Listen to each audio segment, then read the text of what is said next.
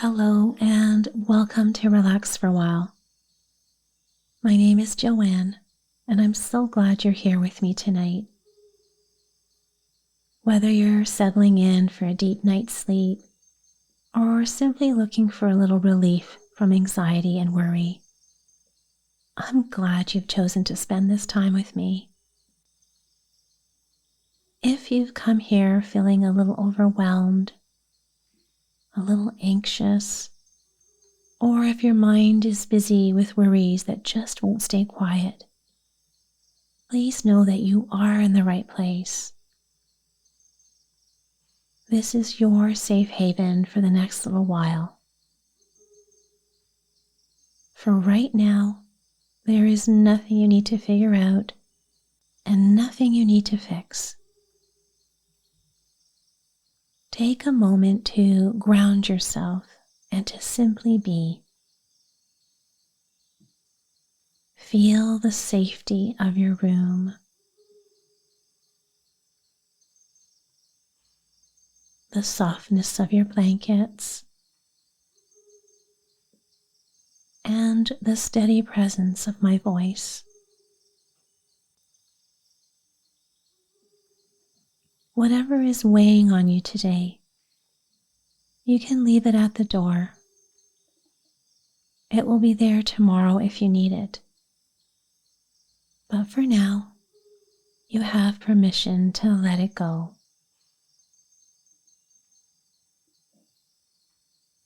You are safe.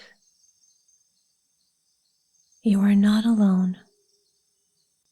And this uncomfortable feeling of anxiety or worry, it will pass. By simply focusing on the sound of my voice and the stories, you're giving your mind something gentle to rest upon, helping to interrupt the cycle of anxious thoughts so that you can begin to feel a little calmer.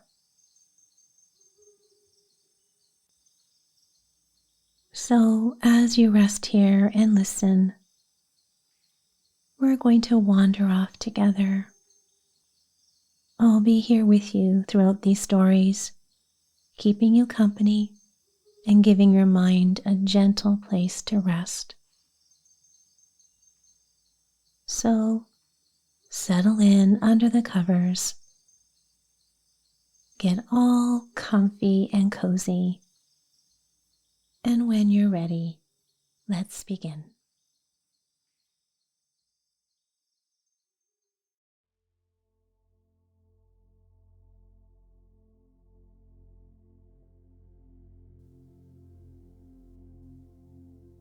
There was once, in a quiet countryside where the hills rolled like gentle waves and the wind whispered through silvery grasses, a miller's cottage with 3 sons who had been raised beneath the same warm roof.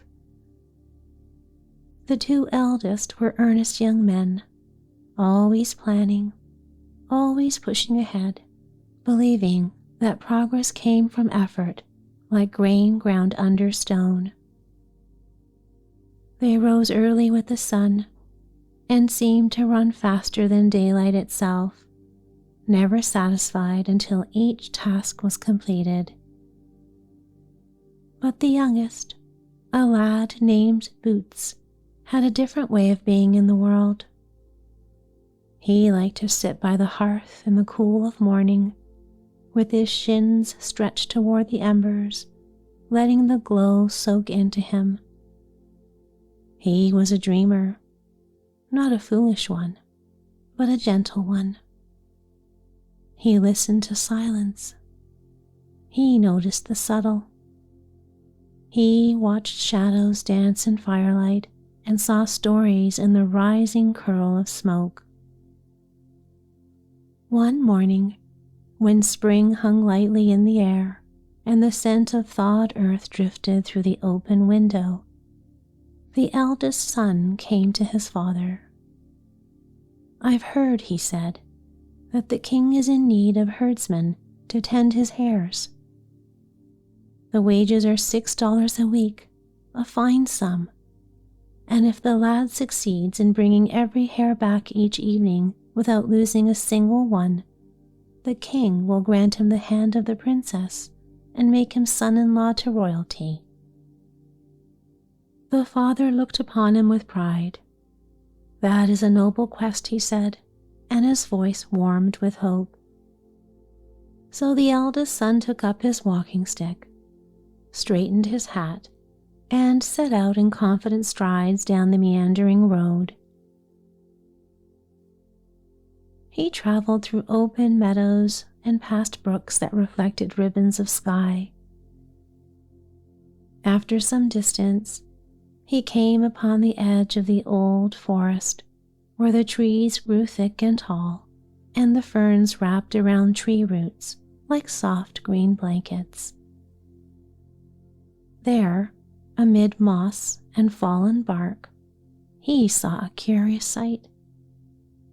An old woman, wrinkled like a dried apple, but with eyes startling alive, had her long greenish nose gently caught in a crack between split logs.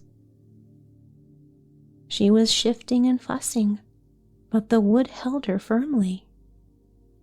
"Oh, kind youth," she called, "would you help free me? I have been caught here for longer than anyone ought." But the eldest son chuckled at the sight, not cruelly, but dismissively. "I'm on an important errand," he said. "I'm expected at the palace." And on he walked, boots pressing stones into the soil, leaving the forest behind. When he arrived at the grand doors of the king's palace, he was brought before the king himself, who explained the task kindly and clearly. In the morning, the young man tended the hares within the meadow, and they were charming creatures indeed, ears tall, noses twitching, eyes bright as beads of amber. They hopped softly in sunlight like scattered feathers. But in the afternoon, they were released onto the hills for fresh grass, and then the magic of their nature emerged. They sprang with wild joy, scattering into every fold of the land, disappearing behind bushes, leaping through sparkles of sunlight and shadow, their motion quick and light as dandelion seeds dancing in wind. The eldest brother ran and called and sweated and pleaded, but hares are not won by hurry. By evening, he returned with only a fraction of them, and though the king gently acknowledged the effort, the young man went home thoughtful and quiet. Soon thereafter, the second brother, inspired by determination, decided to try. He strode the same road, reached the same forest, and found the same woman with her nose still caught. She called softly again, "Kind youth, would you help me?" But he too only looked briefly, gave a sympathetic laugh, and hurried on, dreaming of wages and princesses. He met the same fate with the hares, lost in bursts of energy, and returned home at dusk humbled like his brother. Boots remained by the fire for several days after, saying little, thinking much. But at last, when the mood felt right, like a leaf finally lifting from earth as wind invites it, he stood and said in his calm and thoughtful way, "I believe it is my turn now." His brothers smiled, not mocking, simply certain that their dreaming brother would never manage what they could not. Boots only smiled back softly, and he began walking the winding road. Boots walked differently. He walked not as one racing toward a goal, but as one greeting a journey. He noticed the bird calls in the hedges. He paused to watch light shift through the branches. He let his steps be guided by feeling, not urgency. When he reached the forest's edge, he found the old woman, just as the others had. But Boots didn't hesitate. He didn't pause to analyze or to dismiss. He simply approached kindly. "Oh dear," he said gently, "allow me to help." He found a wedge-shaped stone, pressed it carefully into the crack, and rocked it slowly until the wood eased open and her nose slipped free at once. She breathed out a long sigh, like air released after centuries. "Young man," she said, "you have freed me without scorn or laughter or question, and for that kindness I shall give you something of worth." She drew from her pocket a small, polished pipe with a sheen like moon-kissed ivory and a feel smooth as river-worn pebble. "This pipe," she said, "carries a soft magic. Blow through one end, and all around you will scatter like leaves on sudden breeze. Blow through the other, and they will gather again, drawn like feathers to still water. And should the pipe ever leave your hand unwillingly, simply wish it back, and it will find you." Boots bowed gratefully, tucking the gift close to his heart, and continued. He reached the palace, met the king, and agreed to the task. Morning, easy. Afternoon, the hares began to wander and leap, following secret lines of instinct and delight. Boots did not chase. He did not strain. Instead, he lifted the pipe and blew a gentle note, so soft and airy it was almost invisible. And the hares? They lifted and drifted away as though carried by the very breath of nature, disappearing across the hills in graceful arcs, as though they themselves were fleeting spirits of mist.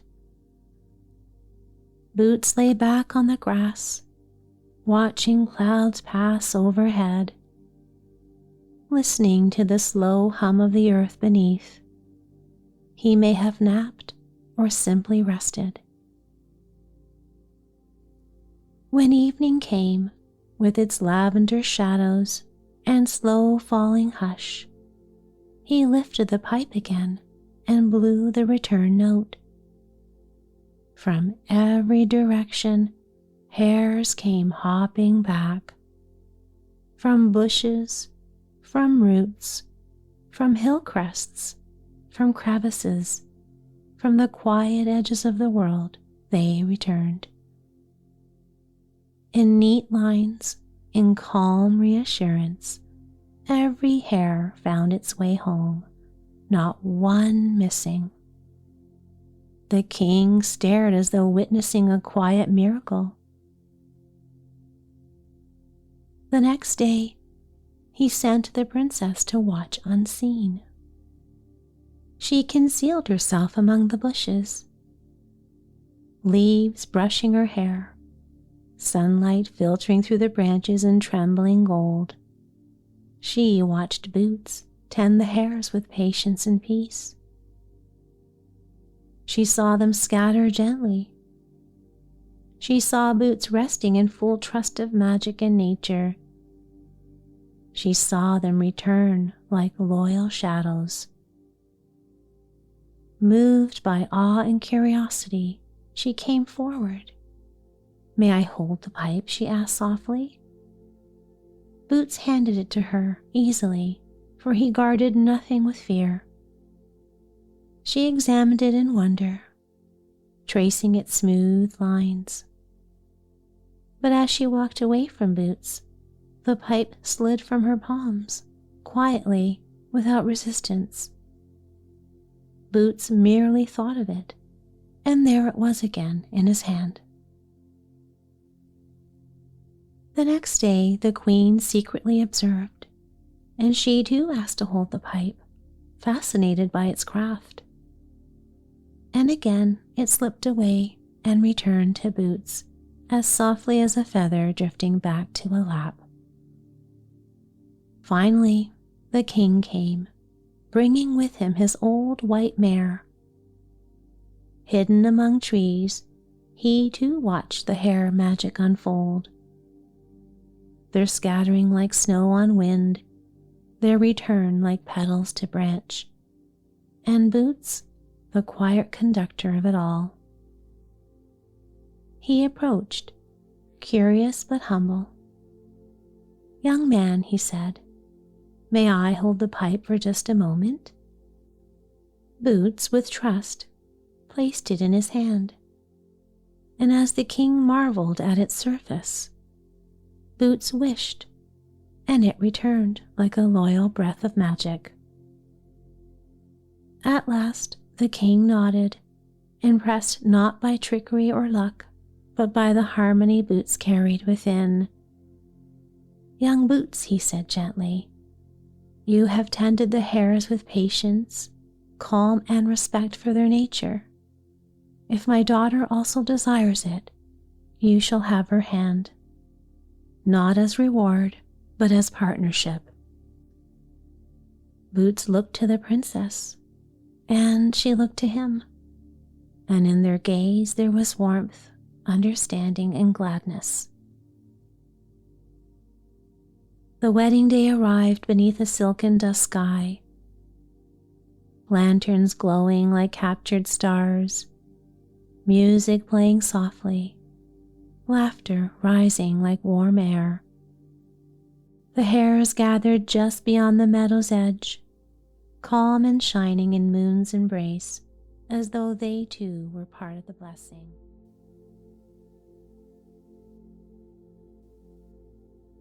There once lived a miller and his wife in a quiet pastoral valley where the turning mill wheel hummed like an old familiar lullaby.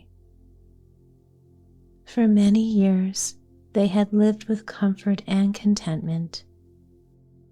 Their cupboards were full, their fields generous, and their hearts light. Each season seemed kinder than the last, as prosperity gently smiled on their home. But time has its own quiet tide, sometimes generous, sometimes withdrawing, and over the years, their good fortune slowly ebbed away. The wealth that once seemed endless thinned and faded like mist in the morning light.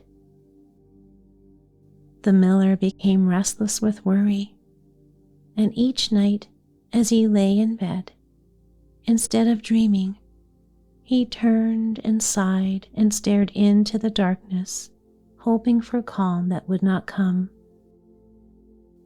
One early dawn, when the stars were fading and the first hint of gold touched the horizon, he rose from his troubled sleep and stepped out into the quiet world. Perhaps, he thought, the morning air would soothe his burdened heart. As he crossed the small bridge over the mill pond, he heard a gentle rippling sound as though the water itself were speaking. He turned, and there, rising softly from the shimmering surface, was a woman of extraordinary beauty. Her long hair fell like silken water over her shoulders, and her voice was as delicate as wind over reeds. He knew, instantly and without doubt, that she was the Nixie of the mill pond, the water spirit who dwelled beneath the surface. But her voice was warm, kind and strangely comforting. "Why do you walk in such sorrow, good miller?" she asked, calling him by name as though they were old acquaintances. The miller, surprised by her gentleness, found his voice and told her everything. How joy had once filled his home, and how worry now pressed heavily against his heart. The Nixie listened with serene patience. Then she said softly, "Take heart. I can make your life prosperous again, more than it has ever been. All I ask is that you give me the young creature that has just been born in your house." The miller hesitated only a moment. Surely, he thought, she must mean a small animal, perhaps a puppy or a kitten, so he agreed. With a graceful motion, the Nixie slipped beneath the water once more, and the pond became calm and silvered again under the waking sun. The miller walked back to his home with a lighter step. But before he even reached the door, his maid hurried out to him with joyous news. His wife had given birth to a little boy. The miller stopped where he stood. In that moment, the truth washed over him.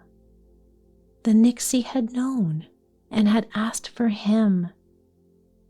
His heart tightened with fear and sorrow, but there was nothing to do but go inside and see his wife and child.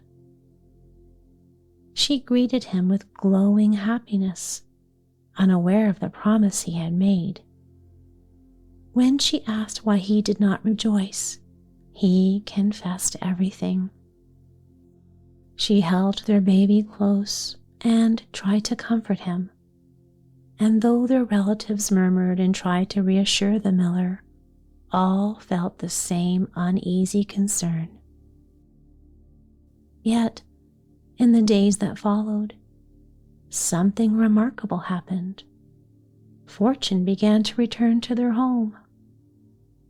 Crops flourished, trade prospered, money filled the coffers almost mysteriously, as though abundance drifted in on the night air. Everything the miller put his hand to seemed kissed by good luck. But though prosperity returned, the miller's heart remained unsettled. Each time he passed the still pond, he quickened his steps, afraid the Nixie would appear to claim her due. As the boy grew, the miller warned him gently, "Never touch the waters of the pond, my son. Promise me that." Years passed. The boy became strong and bright-eyed, and when he reached manhood, he apprenticed to a skilled huntsman. In time, he became one of the finest in the region, patient, steady-handed, and kind, and he fell in love with a young woman of the village, tender-hearted and radiant, with laughter that felt like sunshine. They married, and together built a cozy home. They were happy, truly happy, and lived with the simple joy of shared days, shared meals, and shared smiles. Then one afternoon, while hunting in the woods, the young man followed a swift deer across the land. In his chase, he did not notice how near he had come to the pond of his childhood. The quiet, gleaming surface reflecting drifting clouds above. When he knelt to wash his hands in the cool water, a ripple stirred, and from beneath the Nixie rose. Her eyes shimmered like deep green glass, and before he could speak or draw back, her arms, cool as water, circled him and pulled him gently downward. The surface smoothed over with a sigh. Evening came, and when he did not return home, his wife grew anxious. Guided by instinct, she went toward the water. There she found his hunting pouch lying on the shore, and her heart knew what had happened. She called for him softly at first, then louder, then with tears, but only the moon gazed down in quiet reflection. Still, she did not abandon hope. She walked the shore, pacing it over and over, whispering his name, searching the water's surface as though love alone could draw him back. At last, exhausted, she curled upon the grass and fell asleep beneath the moon. In her dreams, she found herself climbing craggy rocks through the wind and thorn, until at last she emerged into a quiet meadow, green and peaceful, with a little cottage nestled in flowers. An older woman with white hair beckoned kindly from the doorway. When the young wife awoke with dawn, she felt certain her dream was a message. She followed the path, exactly as it had unfolded in sleep, up rocks, through the brush, and found, to her astonishment, the very same cottage. The kindly old woman listened to her sorrow, then pressed into her hand a golden comb. "When the full moon rises," she said gently, "sit at the pond, comb your hair with this comb, and lay it at the water's edge." The young wife returned home, waiting for the moon to be whole again in the sky. At last, the night came, pale and quiet. She sat at the edge of the pond, combing her dark hair with slow, graceful strokes. The sound of the comb through her hair was soft as feathers. When she finished, she laid the gold comb upon the shore. The water stirred, like breath beneath silk. Then, slowly, the head of her husband rose above the surface. He looked at her with deep affection but could not speak. Just as he reached toward her, another wave washed up and lowered him out of sight again. She wept softly, but with tears of love rather than despair, for she had seen him. He was alive. The next morning, the dream returned, and once again she journeyed to the cottage. This time, the wise woman gave her a golden flute. "When the full moon returns," said the old woman, "play a tender melody and leave the flute upon the shore." The young wife waited, and when the time came, she sat again by the pond. She played a gentle, wistful tune, full of longing, yes, but also full of unbroken devotion. When she finished, she set the flute near the water. The pond stirred, and the head and shoulders of her beloved rose forth. He reached toward her, arms open, but still the waters claimed him back before he could touch land. The wife pressed her hands over her heart and whispered, "I will not stop. I will not give up." A third time she journeyed to the wise old woman, who placed in her hands a golden spinning wheel. "Spin the spool full beneath the full moon," she said, "and then set the wheel at the shore." And so she did. Under the bright white moon, she spun the flax with steady patience, threads winding onto the spool with a hushed, rhythmic whisper. When the last thread was wound, she placed the wheel upon the shore. This time, the water surged, not violently, but with rising force. A great wave swept up, gently carrying the spinning wheel down into its depths. And then, in a tall column of sparkling water, her husband rose entirely, stepping onto the shore. He clasped her hand. They ran, hearts pounding with joy, not looking back. Only when they were far across the fields did they hear the pond swell with a roaring crest and pour forth across the land. The wife called out for the wise woman's aid, and in a moment of shimmering transformation, the two became a frog and a toad. The rushing waters could not harm them, only carry them to safety far away.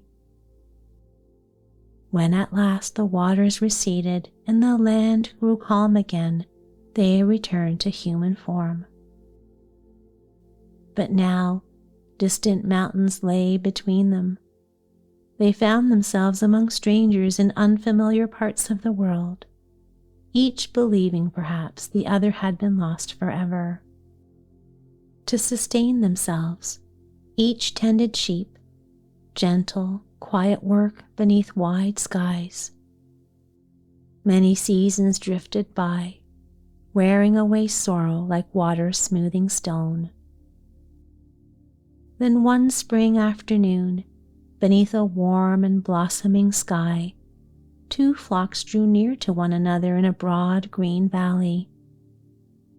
Their shepherds, a man and a woman, felt inexplicably comforted in each other's presence, though they did not yet see why. They began to meet there each day, resting with their sheep in the same quiet shade, sometimes speaking, sometimes simply sharing the peaceful silence.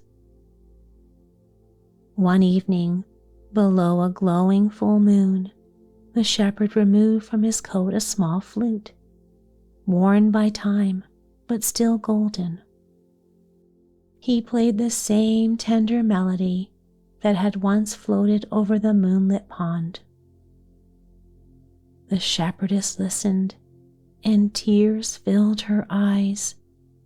For that sound, she whispered, was the very song I once played upon this same flute when I saw my beloved rise from the water. And in that moment, as though a veil lifted, they saw one another clearly and recognized the love they had once held so tightly. They fell into each other's arms, and in pure quiet relief, hearts finally at home again. And on that peaceful moonlit hillside, they knew that their wandering was ended, together at last, and never to be parted again.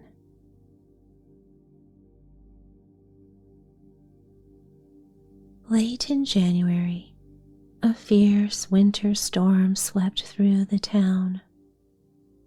Snow spun wildly down the streets and alleys, pressing against window panes until they were completely covered. Soft, heavy clumps dropped from rooftops, sending passers-by stumbling into each other for balance. Carriages and horses were dusted white from head to hoof, and servants turned their backs to the wind as they rode, crouched against the cold. Foot passengers huddled behind wagons and carts that crept slowly through the deep drifts. And when two people met on the single cleared path by the houses, they stood facing each other awkwardly, no one wishing to step first into the untouched snow. At last, by some unspoken agreement, each sacrificed one leg and waded sideways into the drift so that the other could pass. By evening, the storm grew calm. The sky appeared scrubbed clean, clear, tall, and bright, and the stars glimmered as if newly minted. The frost hardened through the night until, by morning, even the sparrows could hop across the crusted top of the snow without sinking through. They searched for crumbs wherever men had shoveled, but food was scarce, and their tiny bodies shivered in the cold. "Twit, what a new year this is," one sparrow complained. "Worse than the last. We might as well have kept the old one." Another little sparrow nodded.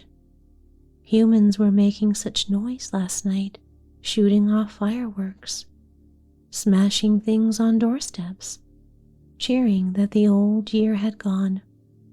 I thought it meant warmer days ahead, but it's colder than ever." An older sparrow, gray on the top of his head, chimed in. "They follow the almanac of theirs, one of their own inventions.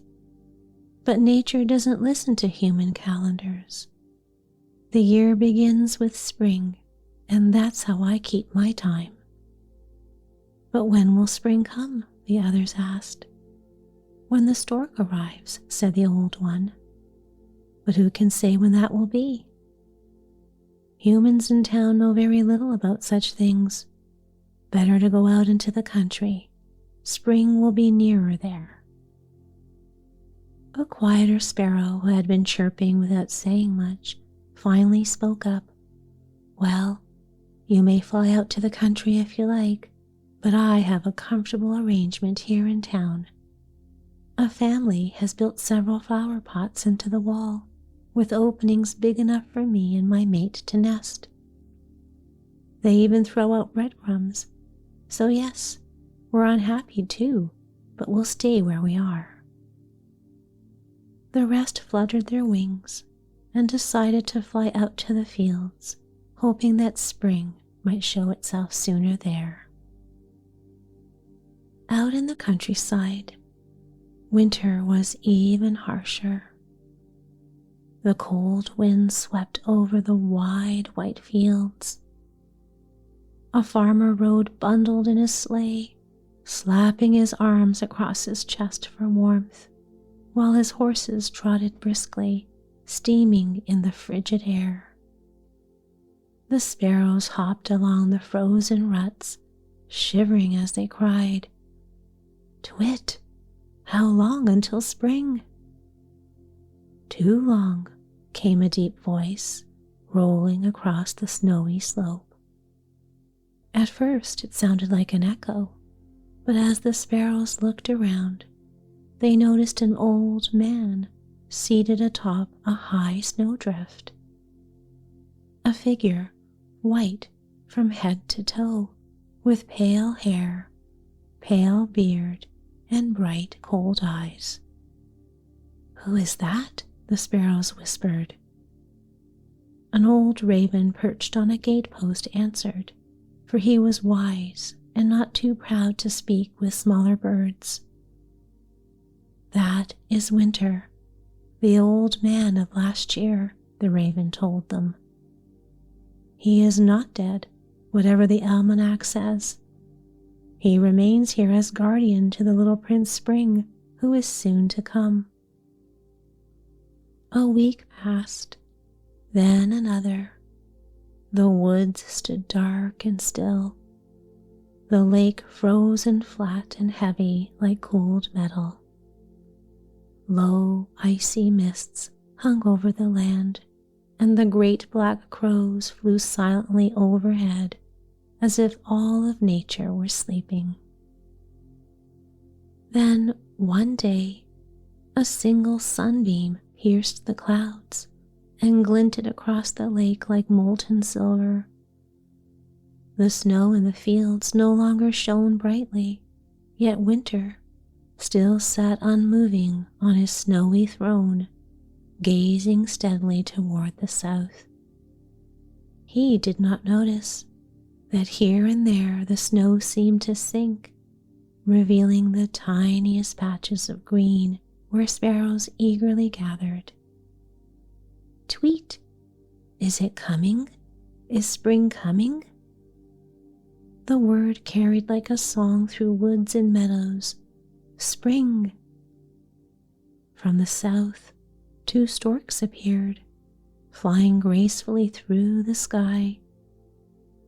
On the back of each rode a beautiful child, a boy on one, a girl on the other, and as their feet touched the earth, white blossoms sprang up beneath the snow.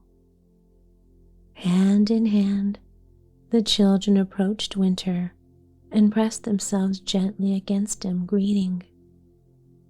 At once, a thick mist swirled around them and hid the scene from sight. Then the wind swept in, clearing the veil of fog with powerful gusts, and warm sunlight poured across the land. Winter had vanished. The children, spring itself, now sat upon the throne of the year. "That is what I call a new year," said one of the sparrows. "Now at last we may expect our rights again." Wherever the 2 children walked, buds burst from branches, grass grew brighter, and every field took on a tender green. The little girl carried an apron filled with flowers, and no matter how many she scattered, her apron was always full again. She tossed white blossoms over apple and peach trees so that they bloomed even before their leaves appeared. She clapped her hands, and the boy clapped his too, and suddenly birds seemed to pour from the sky, singing, "Spring is here." Even the older folks stepped outside to feel the warmth on their faces, smiling at the golden flowers swaying in the meadows as they had in their youth. The forest stood poised with dark green buds. Violets, anemones, primroses, cowslips all burst forth. The ground became a soft embroidered carpet where the bride and bridegroom of spring sat together, laughing, singing, and growing.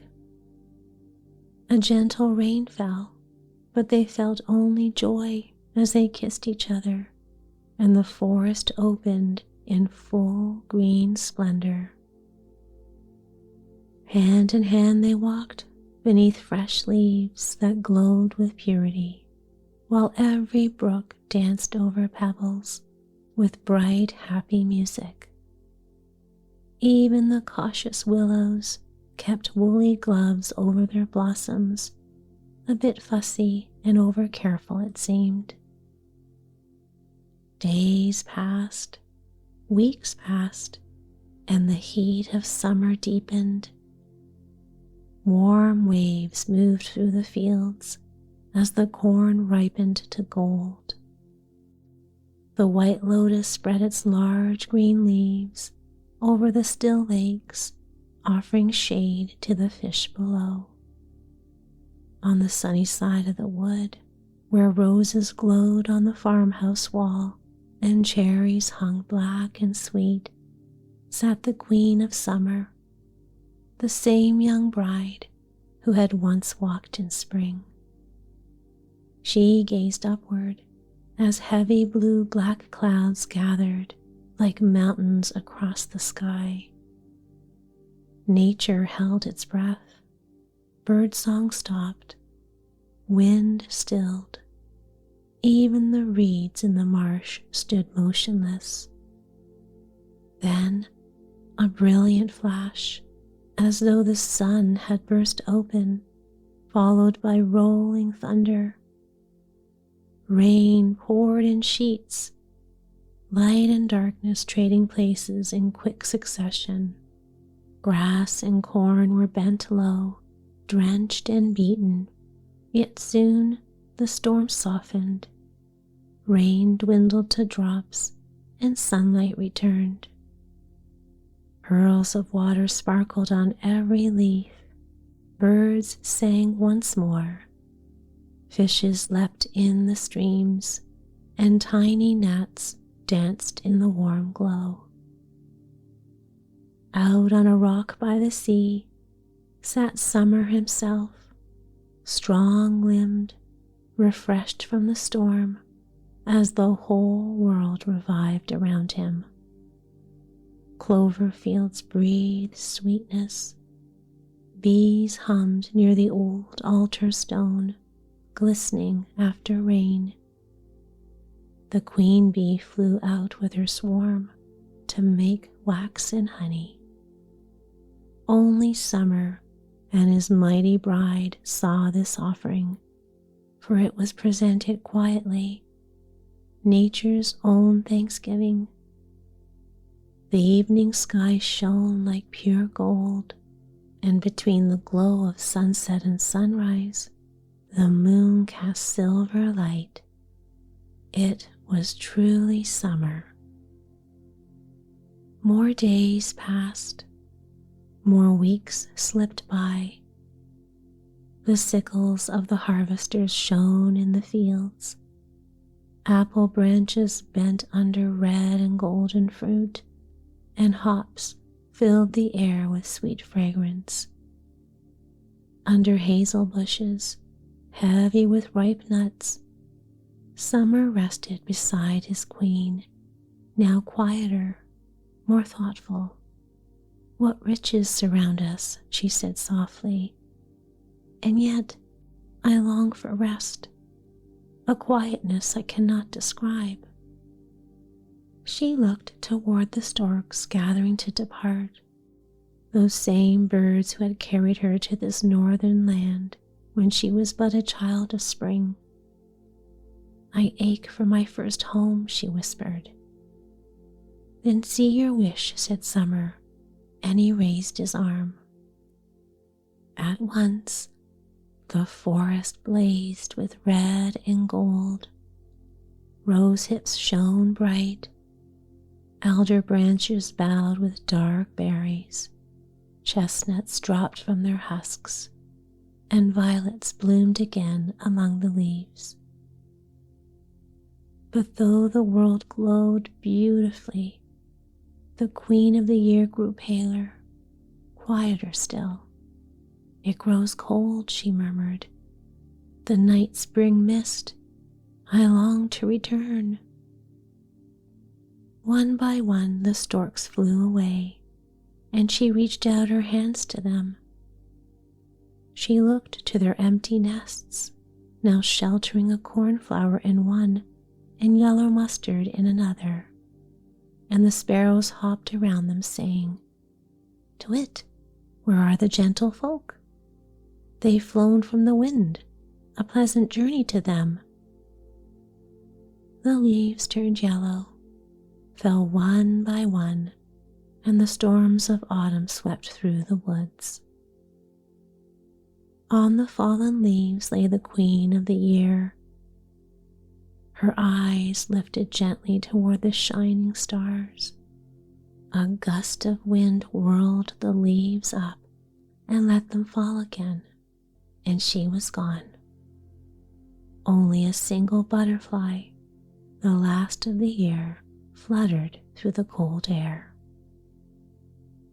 Mists thickened, cold winds blew, and long dark nights arrived. The king of the year stood there, his hair white as snow, though he believed it must be the flakes falling from the sky. A thin cover of snow lay across the fields, and the church bells rang for Christmas. "The birthday bells," he said.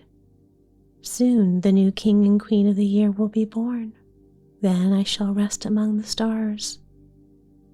In a green fir wood covered with snow, the angel of Christmas blessed the young trees that soon would adorn his feast. "Joy in every home," said the old king beneath the green boughs. His voice was faint, his time nearly finished. "Your power still remains," said the angel, "though not your rest. Let the snow keep the seeds warm. Learn to endure honor being given to another while you still reign. Learn to be forgotten and yet continue faithfully. Your freedom will come with spring." "And when will spring come?" Winter asked. "When the stork comes." So Winter sat high upon the snowy hill, bent, cold, white-haired, yet strong as ice. The ice cracked deep, the snow creaked beneath skaters' feet, and ravens and crows stood stark against the white world. Still no wind stirred, and Winter kept watch. Then one morning, the sparrows flew from the town again and asked the raven on the post, "Who is that old man?" "That," the raven replied, "is Winter, the old man from last year. He is not dead, whatever the almanacs say. He is guardian to the spring that is coming." "When will spring come?" chirped the sparrows. "When it does, we will have better times." Winter only listened in silence.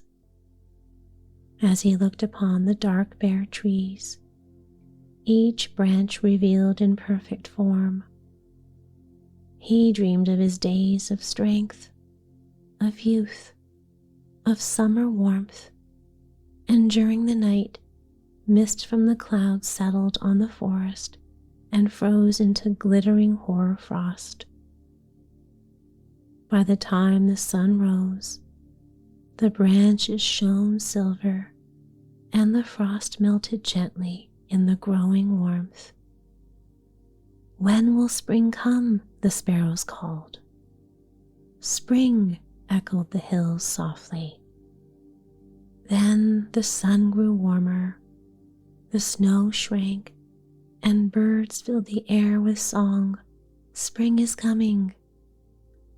High above, the first stork flew. A second followed.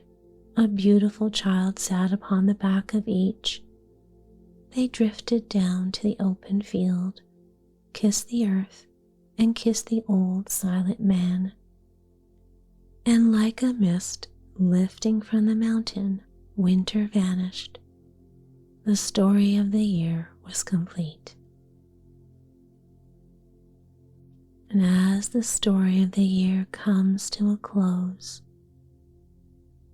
may its turning seasons bring you peace, a gentle reminder that every ending gives way to something new, and every winter carries the promise of spring. Long before you or I were born, there reigned in a country a great way off a king who had 3 sons. This king once fell very ill, so ill that nobody thought he could live. His sons were very much grieved at their father's sickness, and as they were walking together very mournfully in the garden of the palace, a little old man met them and asked what was the matter. They told him that their father was very ill and that they were afraid nothing could save him. "I know what would," said the little old man. "It is the water of life. If he could have a draught of it, he would be well again, but it is very hard to get." Then the eldest son said, "I will soon find it," and he went to the sick king and begged that he might go in search of the water of life, as it was the only thing that could save him. "No," said the king, "I had rather die than place you in such great danger as you must meet with in your journey." But he begged so hard that the king let him go, and the prince thought to himself, "If I bring my father this water, he will make me sole heir to this kingdom." Then he set out, And when he had gone on his way some time, he came to a deep valley overhung with rocks and woods. And as he looked around, he saw standing above him on one of the rocks a little ugly dwarf with a sugar-loaf cap and a scarlet cloak. And the dwarf called to him and said, "Prince, whither so fast?" "What is it to you, you ugly imp?" said the prince haughtily, and rode on. But the dwarf was enraged at his behavior, and laid a fairy spell of ill luck upon him, so that as he rode on the mountain, paths became narrower and narrower, and at last the way was so straitened that he could not go to step forward. And when he thought to have turned his horse round and go back the way he came, he heard a loud laugh ringing round him, and found that the path was closed behind him, so that he was shut in all round. He next tried to get off his horse and make his way on foot, but again the laugh rang in his ears, and he found himself unable to move a step, and thus he was forced to abide spellbound. Meantime, the old king was lingering on in daily hope of his son's return, till at last the second son said, "Father, I will go in search of the water of life," for he thought to himself, "My brother is surely dead, and the kingdom will fall to me if I find the water." The king was at first very unwilling to let him go, but at last yielded to his wish. So he set out and followed the same road which his brother had done, and met with the same elf, who stopped him at the same spot in the mountains, saying as before, "Prince, Prince, whither so fast?" "Mind your own affairs, busybody," said the prince scornfully, and rode on. But the dwarf put the same spell upon him as he put on his elder brother, and he, too, was at last obliged to take up his abode in the heart of the mountains. Thus it is with proud, silly people who think themselves above everyone else and are too proud to ask or take advice. When the second prince had thus been gone a long time, the youngest son said he would go and search for the water of life, and trusted he should soon be able to make his father well again. So he set out, and the dwarf met him too at the same spot in the valley among the mountains, and said, "Prince, whither so fast?" And the prince said, "I'm going in search of the water of life, because my father is ill and like to die. Can you help me? Pray be kind and aid me if you can." "Do you know where it is to be found?" asked the dwarf. "No," said the prince, "I do not. Pray tell me if you know." "Then as you have spoken to me kindly and are wise enough to seek for advice, I will tell you how and where to go. The water you seek springs from a well in an enchanted castle, and that you may be able to reach it in safety, I will give you an iron wand and 2 little loaves of bread. Strike the iron door of the castle 3 times with the wand, and it will open. 2 hungry lions will be lying down inside, gaping for their prey, but if you throw them the bread, they will let you pass. Then hasten on to the well and take some of the water of life before the clock strikes 12. For if you delay, the door will shut upon you forever." Then the prince thanked his little friend with the scarlet cloak for his friendly aid, and took the wand and the bread, and went traveling on and on, over sea and over land, till he came to his journey's end, and found everything to be as the dwarf had told him. The door flew open at the third stroke of the wand, and when the lions were quieted, he went on through the castle and came at length to a beautiful hall. Around it, he saw several knights sitting in a trance. Then he pulled off their rings and put them on his own fingers. In another room, he saw on a table a sword and a loaf of bread, which he also took. Further on, he came to a room where a beautiful young lady sat upon a couch, and she welcomed him joyfully and said, if he would set her free from the spell that bound her, the kingdom should be his if he would come back in a year and marry her. Then she told him that the well that held the water of life was in the palace gardens, and bade him make haste and draw what he wanted before the clock struck 12. He walked on, and as he walked through beautiful gardens, he came to a delightful shady spot in which stood a couch, and he thought to himself as he felt tired that he would rest himself for a while and gaze on the lovely scenes around him. So he laid himself down, and sleep fell upon him unawares, so that he did not wake up till the clock was striking 11:45.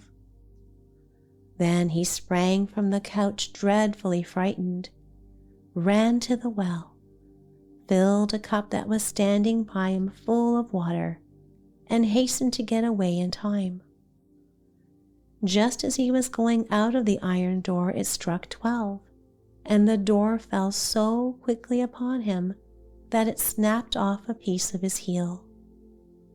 When he found himself safe, he was overjoyed to think that he had got the water of life, and as he was going on his way homewards, he passed by the little dwarf, who, when he saw the sword and the loaf, said, "You have made a noble prize. With the sword, you can at a blow slay whole armies, and the bread will never fail you."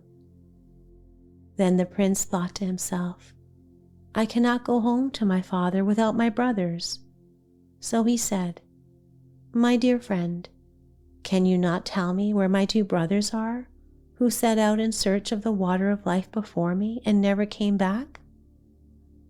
"I have shut them up by a charm between 2 mountains," said the dwarf, "because they were proud and ill-behaved and scorned to take advice."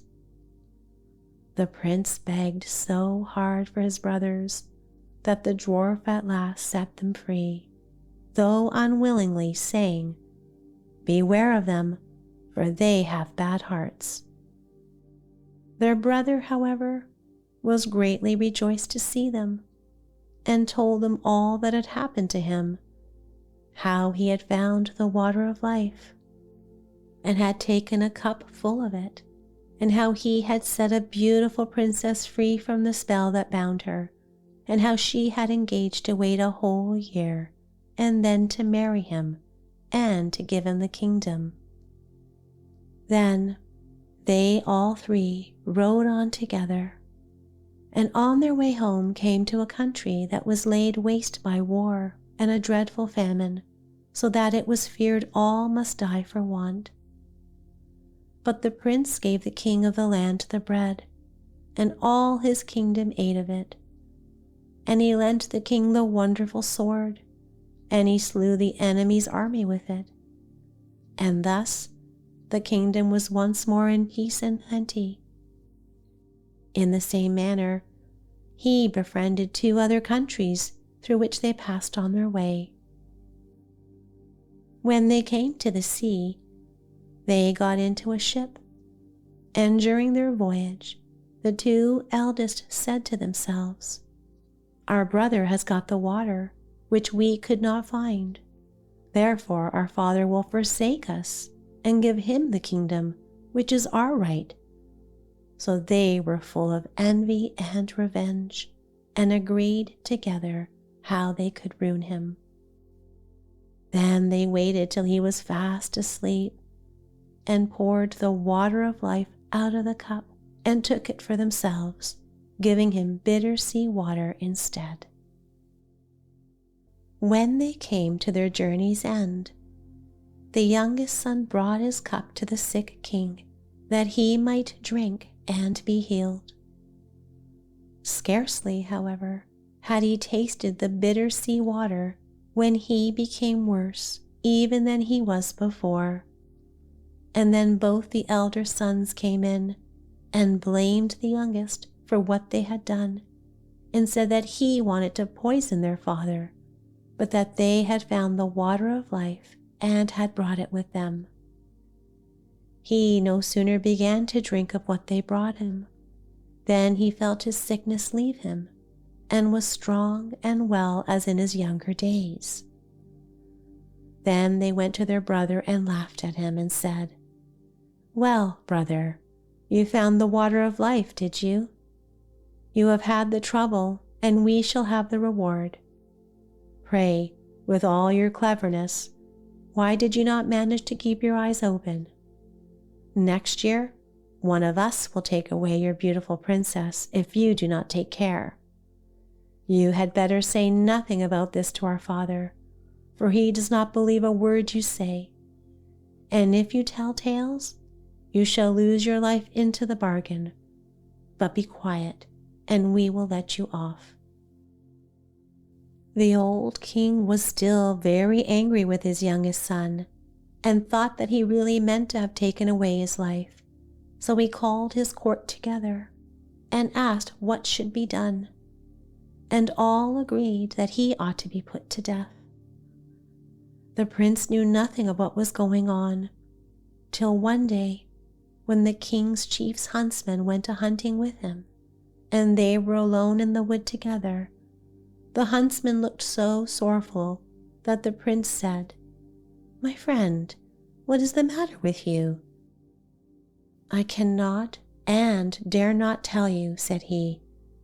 But the prince begged very hard and said, "Only tell me what it is, and do not think I shall be angry, for I will forgive you." "Alas," said the huntsman, "the king has ordered me to shoot you." The prince started at this and said, "Let me live, and I will change dresses with you. You shall take my royal coat to show my father, and do you give me your shabby one." "With all my heart," said the huntsman. "I am sure I shall be glad to save you, for I could not have shot you." Then he took the prince's coat and gave him the shabby one and went away through the wood. Some time after, 3 grand embassies came to the old king's court with rich gifts of gold and precious stones for his youngest son. Now all these were sent from the 3 kings to whom he had lent his sword and a loaf of bread in order to rid them of their enemy and feed their people. This touched the old king's heart, and he thought his son might still be guiltless, and said to his court, "Oh, that my son were still alive! How it grieves me that I had him killed." "He is still alive," said the huntsman, "and I am glad that I had pity on him, but let him go in peace," and brought home his royal coat. At this, the king was overwhelmed with joy, and made it known throughout all his kingdom that if his son would come back to his court, he would forgive him. Meanwhile, the princess was eagerly waiting till her deliverer should come back, and had a road made leading up to her palace all of shining gold, and told her courtiers that whoever came on horseback and rode straight up to the gate upon it was her true lover, and that they must let him in, but whoever rode on one side of it, they must be sure was not the right one, and that they must send him away at once. The time soon came when the eldest brother thought that he would make haste to go to the princess and say that he was the one who had set her free, and that he should have her for his wife and the kingdom with her. As he came before the palace and saw the golden road, he stopped to look at it, and he thought to himself, "It is a pity to ride upon this beautiful road." So he turned aside and rode on the right-hand side of it. But when he came to the gate, the guards, who had seen the road he took, said to him, he could not be what he said he was, and must go about his business. The second prince set out soon afterwards on the same errand, and when he came to the golden road, and his horse had set one foot upon it, he stopped to look at it, and thought it very beautiful, and said to himself, "What a pity it is that anything should tread here." Then he too turned aside and rode on the left side of it. But when he came to the gate, the guard said he was not the true prince, and that he too must go away about his business, and away he went. Now, when the full year was come round, the third brother left the forest in which he had lain hid for fear of his father's anger, and set out in search of his betrothed bride.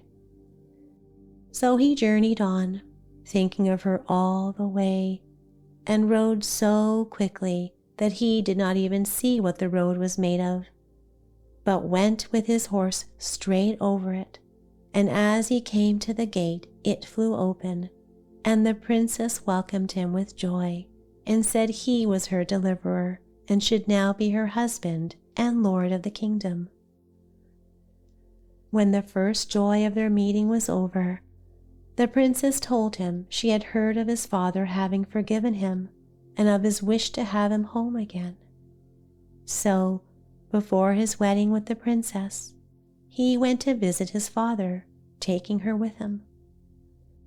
Then he told him everything, how his brothers had cheated and robbed him, and yet that he had borne all those wrongs for the love of his father.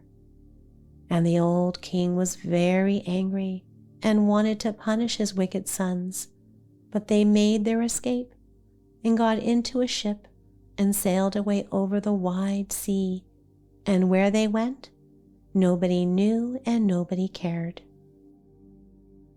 And now the old king gathered together his court and asked all his kingdom to come and celebrate the wedding of his son and the princess.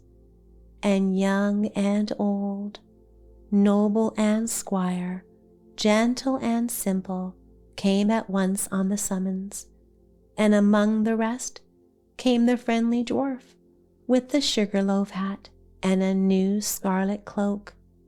And the wedding was held, and the merry bells rung, and all the good people they danced and they sung.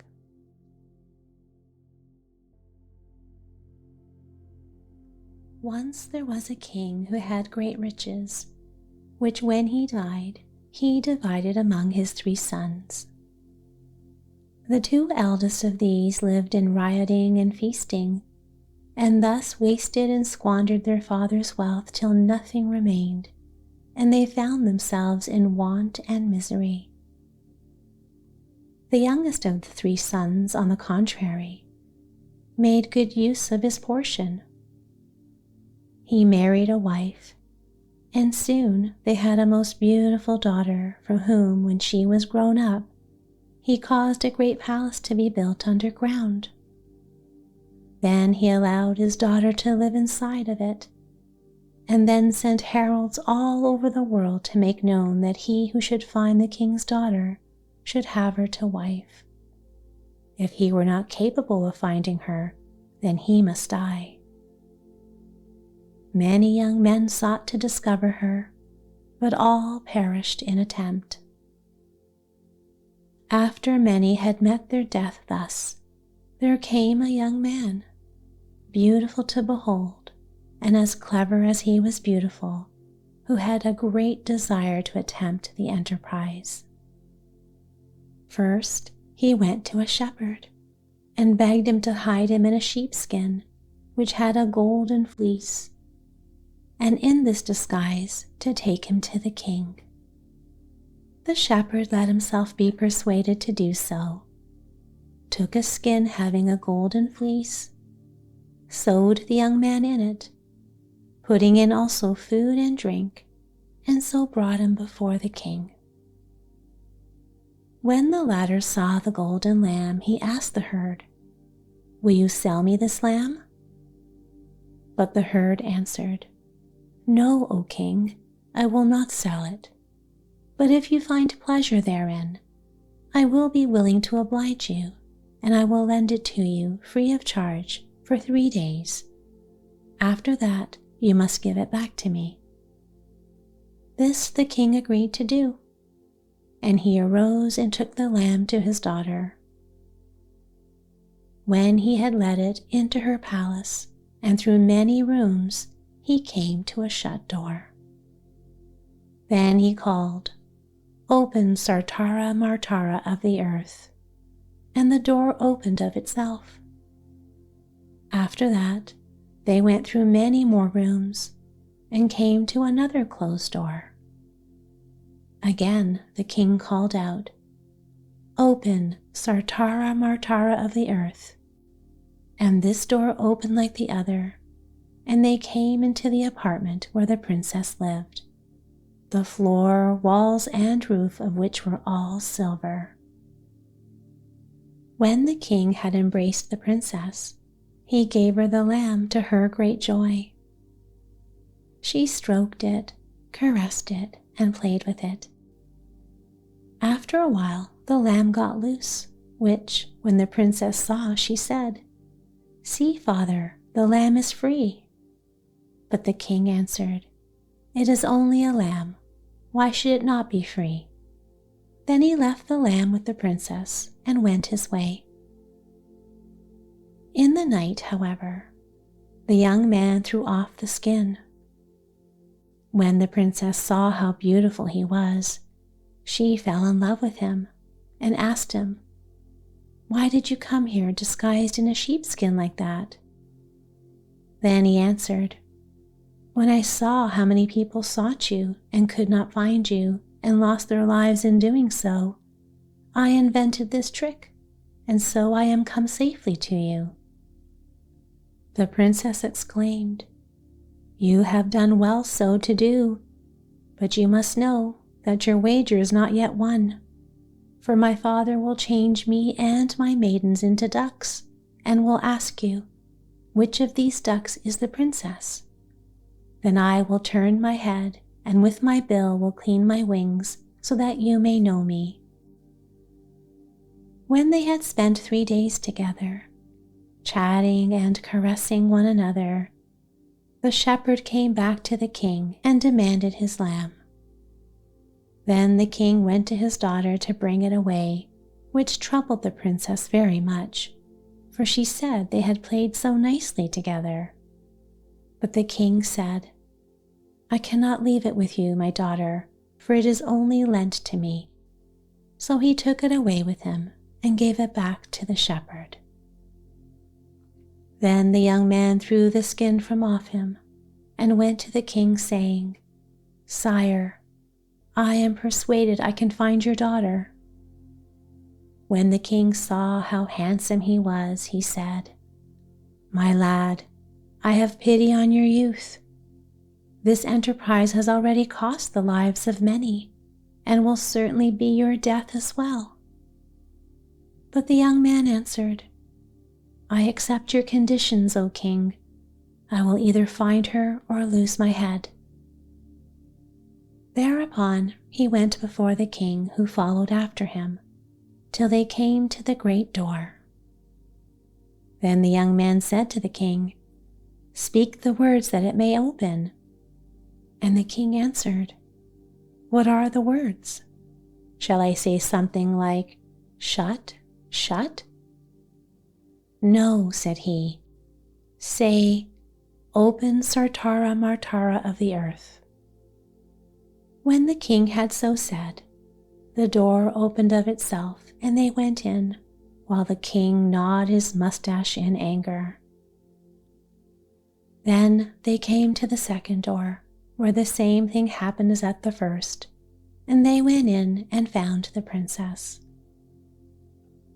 Then spoke the king and said, "Yes, truly you have found the princess, Now I will turn her as well as her maidens into ducks, and if you can guess which of these ducks is my daughter, then you shall have her to wife."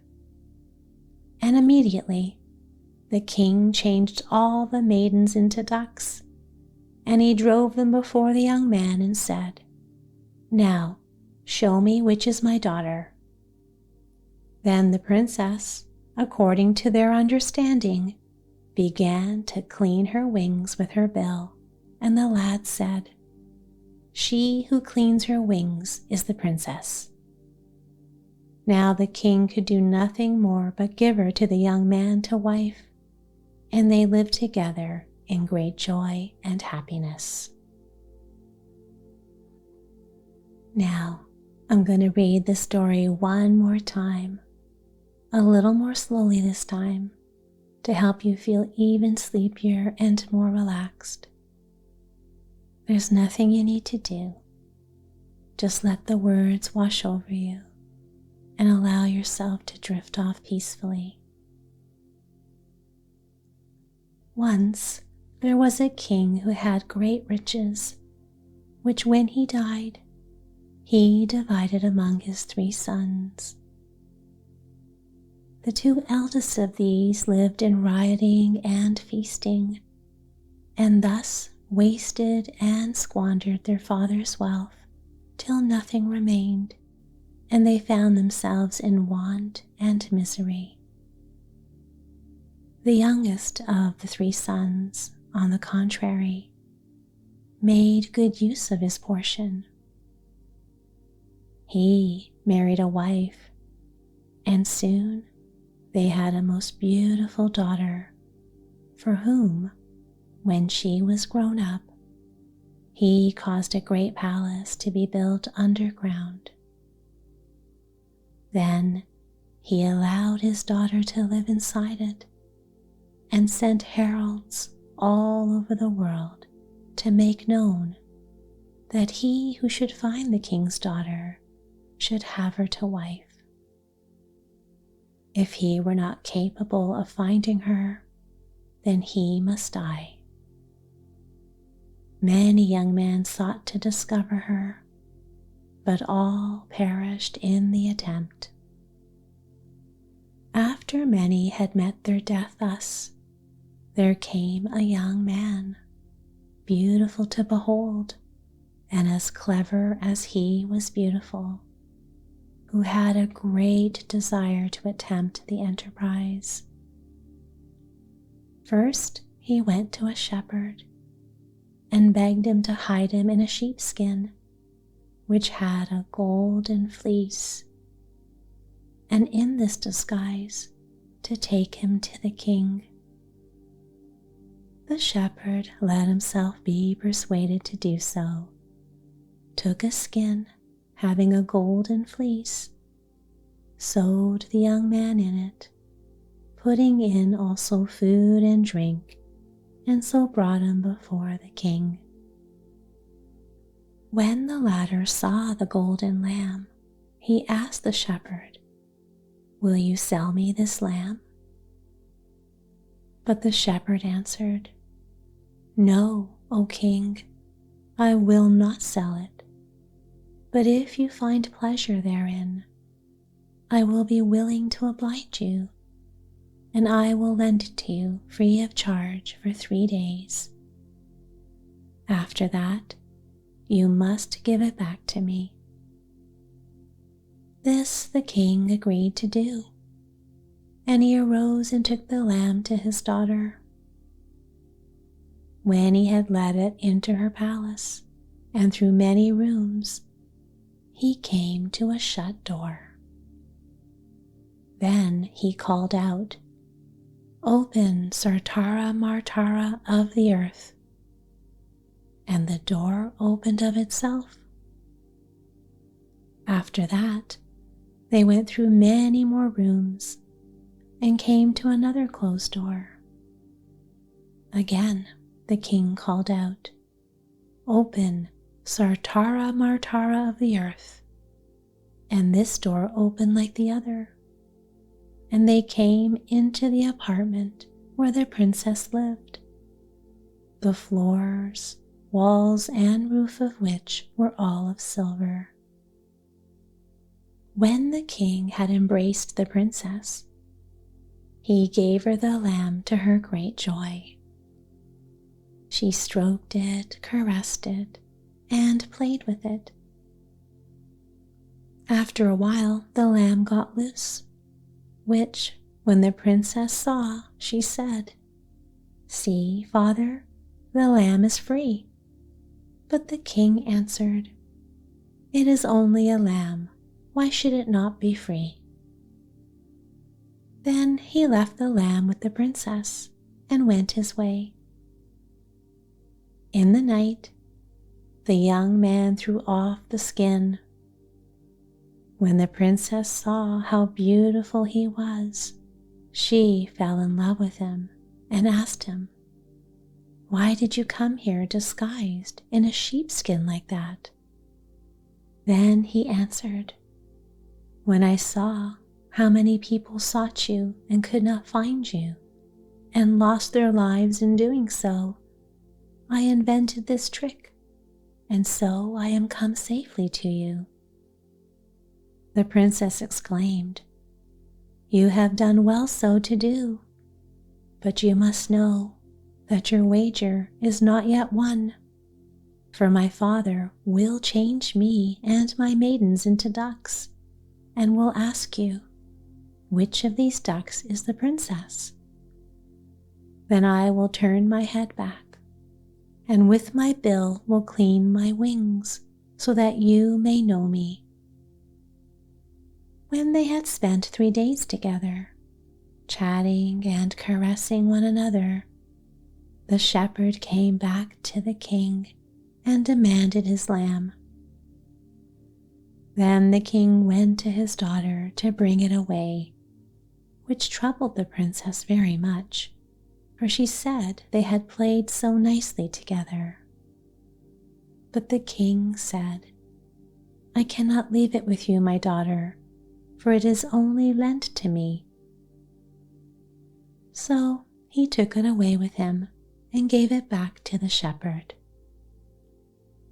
Then the young man threw the skin from off him and went to the king, saying, "Sire, I am persuaded I can find your daughter."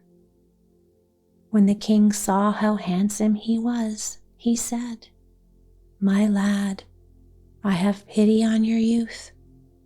This enterprise has already cost the lives of many, and will certainly be your death as well."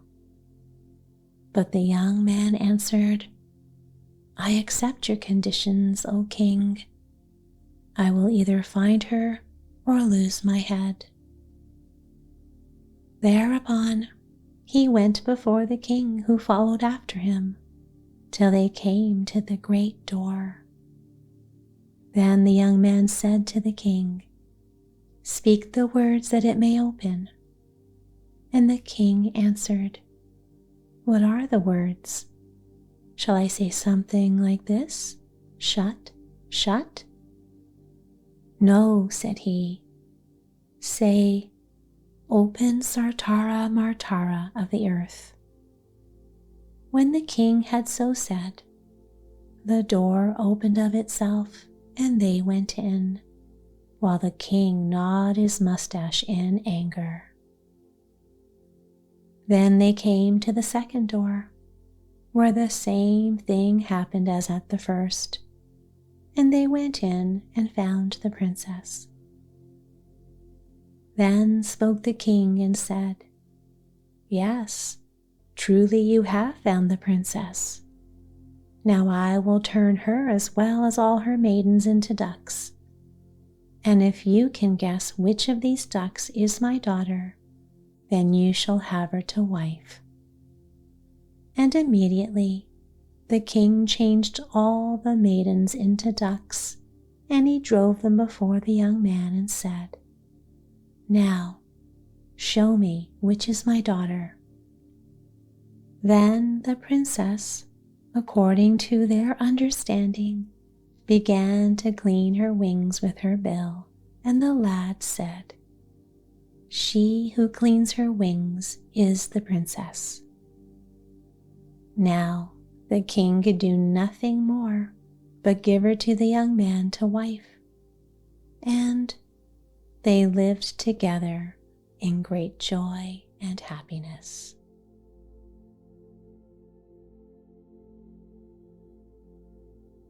A girl named Maria lived with her stepmother and stepsister Helen. They both hated her and made her do all the household work. But Maria grew prettier by the day, and Helen's appearance and demeanor became increasingly unkind. One day, when it was snowing outside, Helen said, "Maria, go and fetch me some violets." "But violets don't grow in winter," she said. "I don't care. Don't come back till you find some," said Helen rudely, pushing her out of the house. It was bitterly cold outside. Maria wandered around shivering for a long time. Far away, she saw a bonfire burning merrily. When she went near, she saw 12 men dressed in long white robes sitting around the fire. 3 of them were very old, 3 of them were young, and 3 were very young. "What are you doing in this cold?" one old man asked. "My stepmother and stepsister have forced me to fetch violets for them," said Maria unhappily. "We are the 12 months of the year. We shall help you," said the old man, whose name was January. "Brother March," he said to the youngest man, "take my place." March waved his hands, and suddenly it was spring. Beautiful flowers bloomed everywhere. Maria quickly picked up a bunch of violets and went back home. Helen and her mother were not at all happy to see her back. So next day, Helen said, "Go and fetch me some strawberries." "But strawberries grow in summer," said Maria miserably. "I don't care.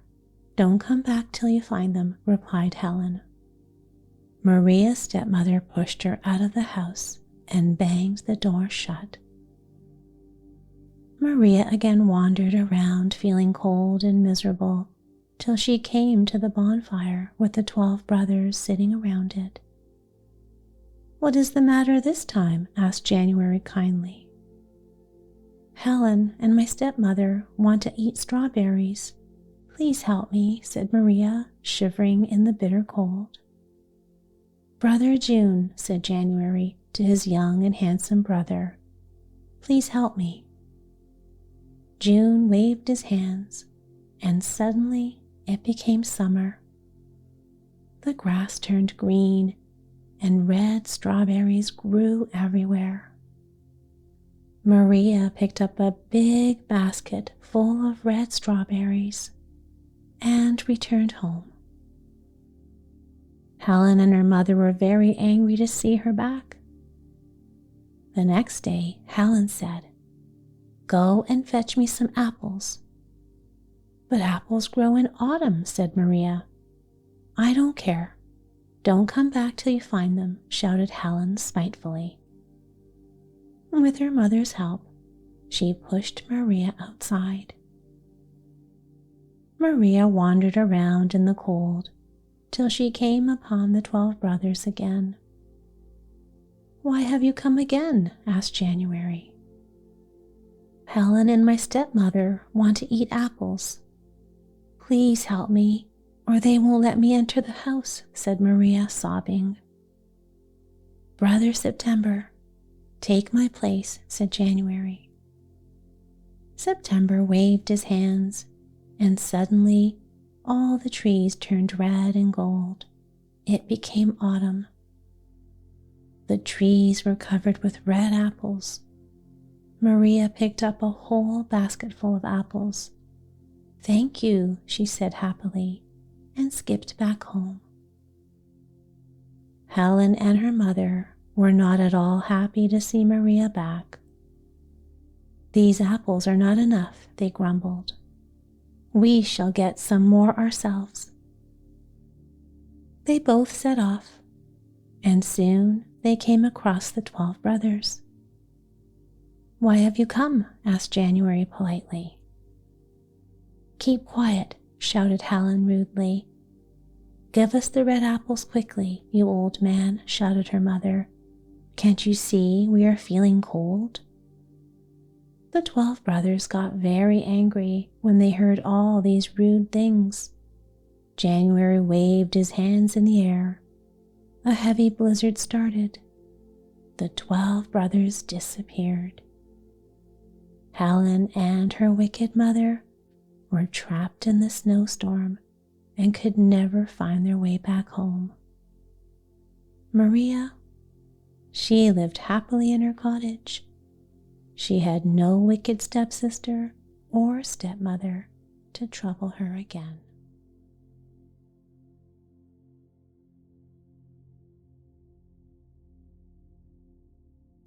Sweet dreams, my friend.